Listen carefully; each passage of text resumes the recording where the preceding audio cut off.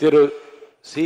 Joseph Vijay அவர்களை முதலமைச்சராக கொண்ட அமைச்சரவை மீது இப்பேரவை தனது நம்பிக்கையை தெரிவிக்கிறது என்னும் தீர்மானம் பேரவையின் முடிவுக்கு விடப்பட்டு வாக்குகள் பின்வருமாறு எண்ணி கணிக்கப்பட்டன. தீர்மானத்தை ஆதரித்தோர் 144,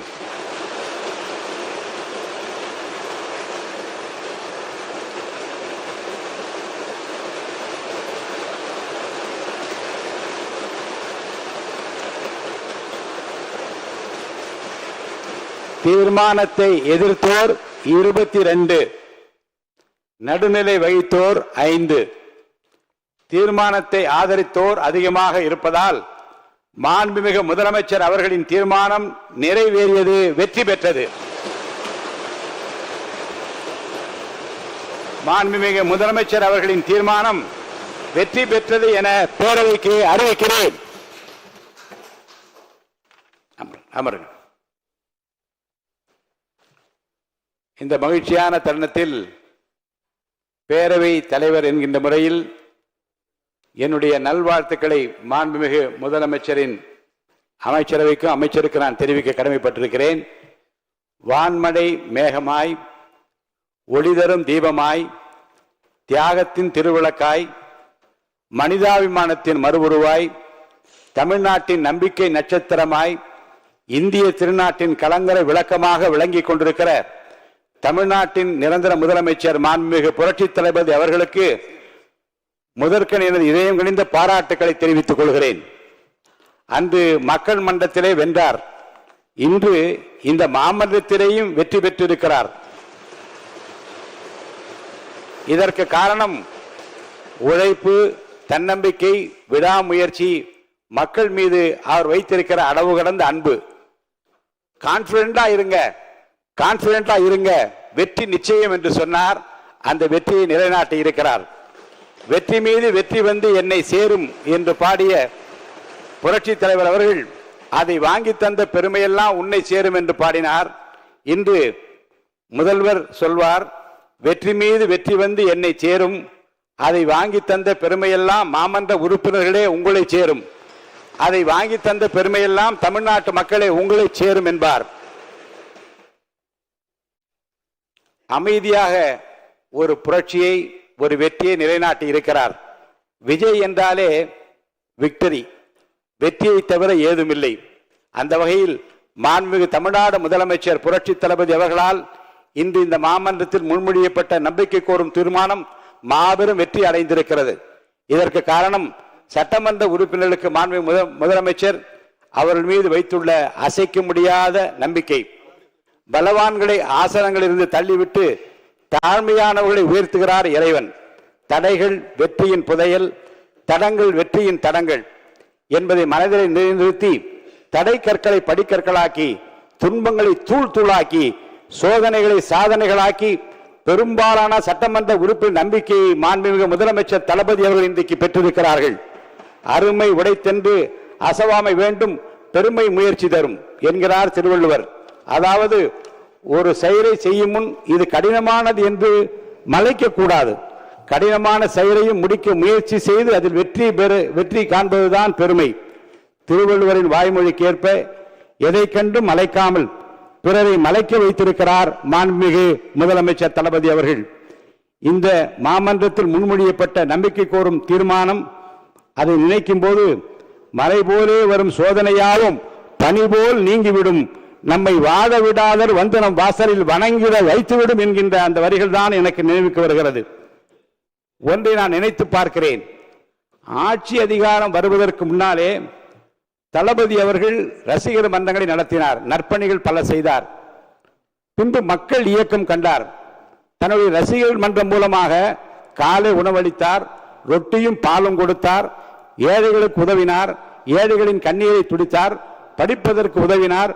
படித்தோர், ஏழைகள், இல்லாதார், இருப்போர் எல்லோரையும் அரவணைத்தார் தன் ரசிகர் மன்றங்களின் மூலமாக, மக்கள் இயக்கத்தின் மூலமாக. அன்று அவர் செய்த தான தர்மங்கள் தான், அன்று அவர் செய்த தர்மம் தான் இன்றைக்கு அவரை வெற்றி பெற வைத்திருக்கிறது. தர்மம் தலைகாக்கும் என்பதை இந்த நாட்டுக்கு உணர்த்தி இருக்கிறது. மாண்புமிகு முதலமைச்சர் அவர்கள் பெற்றிருக்கிற இந்த வரலாற்று சிறப்புமிக்க இந்த வெற்றி கழிப்பில் நான் என்னையும் பங்குபடுத்திக் கொள்கிறேன். வரலாற்று படிப்பது முக்கியமல்ல, வரலாறு படைக்க வேண்டும். பிறர் தடம் பார்த்து நடப்பது முக்கியமல்ல, நாமும் தடம் பதிக்க வேண்டும். பிறர் உயரத்தை அண்ணாந்து பார்த்து ஆச்சரியப்படுவது முக்கியமல்ல, நமது உயரத்தை பிறர் பார்க்கும்படி வாழ வேண்டும்.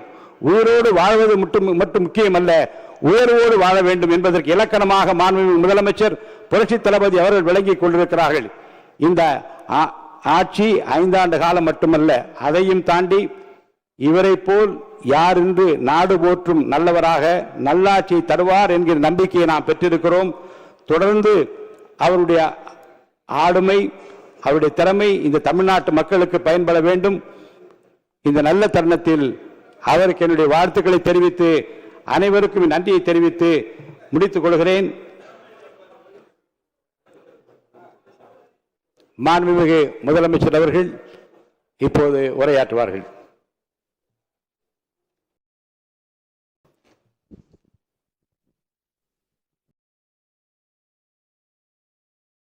மாண்புமிகு பேரவைத் தலைவர் அவர்களே, முதலில் நம்பிக்கை தீர்மானத்தில் மக்களுக்கான இந்த ஆட்சியை, மனசாட்சி உள்ள மக்களாட்சியை ஆதரித்து வெற்றி பெற செய்த மாண்புமிகு உறுப்பினர்கள் அனைவருக்கும் நெஞ்சார்ந்த நன்றியை நமது அரசின் சார்பாக தெரிவித்துக் கொள்கிறேன். நடைபெற்று முடிந்த சட்டமன்ற தேர்தலில் எந்த அணியும் இல்லாமல் தனி அணியாக, தனி சிறப்புமிக்க அணியாக, மக்கள் அணியாக, மக்களை விரும்பும் அணியாக, மக்கள் விரும்பும் அணியாக களம் காண்டோம். 1967 and 1977 தேர்தல்கள் வாயிலாக அமைந்த சாமானியர்களின் அரசை போலவே 2026 சட்டமன்ற தேர்தல் வாயிலாக தமிழக வெற்றிக் கழகமும் சாமானியர்களின் அரசையே அமைக்கும் என்று மக்களிடம் தீர்மானமாக கூறினோம். மக்களும் நம் மீது நம்பிக்கை வைத்து தீர்மானமாக வாக்களித்தனர். வாகை சூடும் அந்த வரலாறு திரும்பியது. விசில் அலை வெற்றி அலையாக மாறியது. ஒரு விரல் புரட்சி விசில் புரட்சியானது. கட்சி ஆரம்பித்த 3 ஆண்டுகளுக்குள் 34.92% 1,72,26,208 வாக்குகளை மக்கள் தந்தனர். தமிழக வெற்றிக் கழகத்தை தனி பெரும் கட்சியாக சட்டமன்றத்திற்கு அனுப்பி வைத்தனர்.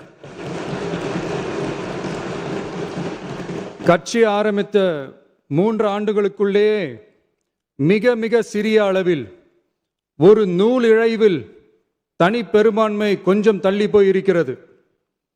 அதனால் இந்த அரசை சிறுபான்மை அரசு போல யாரும் நினைத்தால் அதிலும் எங்களுக்கு மகிழ்ச்சியே. நாங்களே சொல்கிறோம், இது சிறுபான்மை அரசுதான்.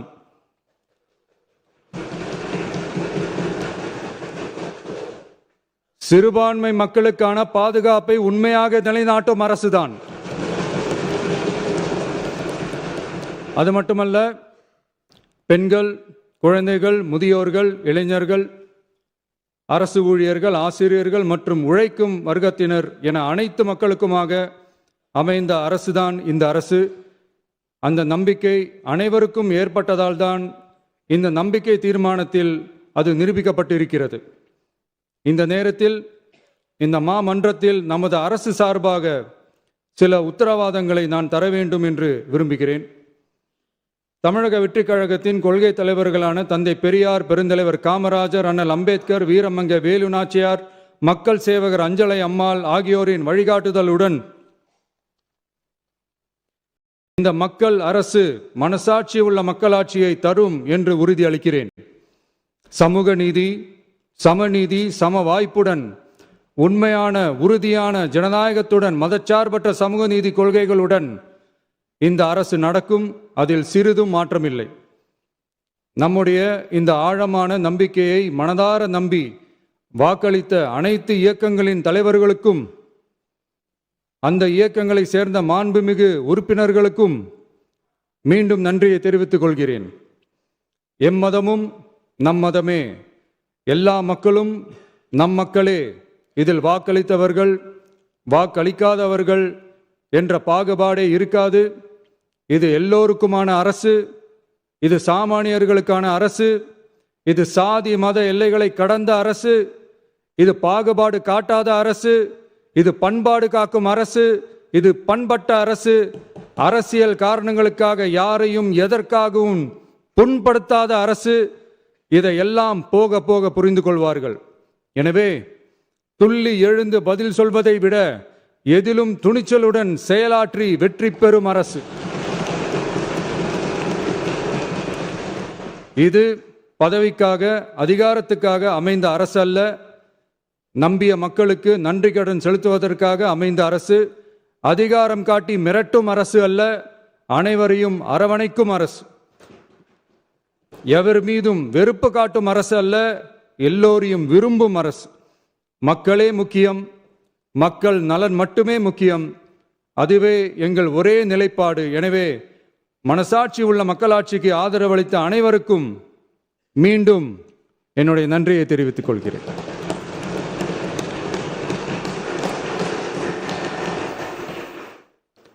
பேரவை மீண்டும் கூடும் நாள் குறிப்பிடப்பெறாமல் ஒத்திவைக்க பெறக்கோரும் தீர்மானம் மாண்புமிகு பேரவை முன்னவர் அவர்கள். மாண்புமிகு பேரவைத் தலைவர் அவர்களே, பேரவை விதி 25 கீழ் பேரவை மீண்டும் கூடும் நாள் குறிப்பிடாமல் ஒத்திவைக்க பெறலாம் எனும் தீர்மானத்தை மொழிகிறேன். மாண்புமிகு பேரவை முன்னவர் அவர்களின் தீர்மானம் பேரவையின் முடிவிற்கு விடப்படுகிறது. ஏற்போர் ஆம் என்க, மறுப்போர் இல்லை என்க. மறுப்போரே இல்லை என்று கருதுகிறேன். மறுப்போரே இல்லை. தீர்மானம் ஒருமனதாக நிறைவேறியது. பேரவை மீண்டும் கூடும் நாள் குறிப்பிடப்பெறாமல் ஒத்திவைக்கப்படுகிறது. வணக்கம்.